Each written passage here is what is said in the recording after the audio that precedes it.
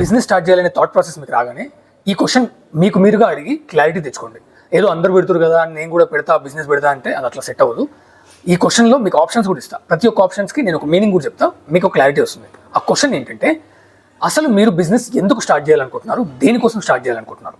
అందులో 4 టైప్స్ ఉంటాయి. ఫస్ట్ది ఇన్కమ్ డ్రివెన్ కోసం, సెకండ్ది ఐడెంటిటీ డ్రివెన్ కోసం, అండ్ థర్డ్ది ఫైనాన్షియల్ ఫ్రీడమ్ కోసం, ఫోర్త్ది లెగసీ మెయింటైన్ చేయడం కోసం. ఇప్పుడు వీటి యొక్క మీనింగ్ చెప్తా. ఇన్కమ్ డ్రివెన్ అంటే ఇప్పుడు నువ్వు జాబ్ చేస్తున్నావు, ఒక 50-60 వేలు వస్తున్నాయి. సరే నాకు అంత ఇన్కమ్, నాకు జాబ్ వచ్చి అంత ఇన్కమ్ వచ్చినా పర్వాలేదు, నేను ఎక్కడికెళ్ళి నాకు బాస్ ఉండడు, నాకు ఆ ఇన్కమ్ వస్తే సరిపోతుంది అని అనుకునేది ఇన్కమ్ డ్రివెన్. ఇంకోటి సెకండ్ ఐడెంటిటీ డ్రివెన్ అంటే మీ చుట్టపోలల్లా మీ ఫ్రెండ్స్లల్లా నేను బిజినెస్ పెట్టినా అని నీకు ఒక ఐడెంటిటీ కావాలి, నాకు బిజినెస్ ఉందా అని ఒక ఐడెంటిటీ కావాలని కొంతమంది చేస్తారు. వాళ్ళకి ఇన్కమ్తో సంబంధం లేదు, డబ్బులతో సంబంధం లేదు, జస్ట్ వాడికి బిజినెస్ ఉంది అని ఒక ఐడెంటిటీ వస్తే సరిపోతుంది అనుకునే వాళ్ళు అలా బిజినెస్ పెడతారు.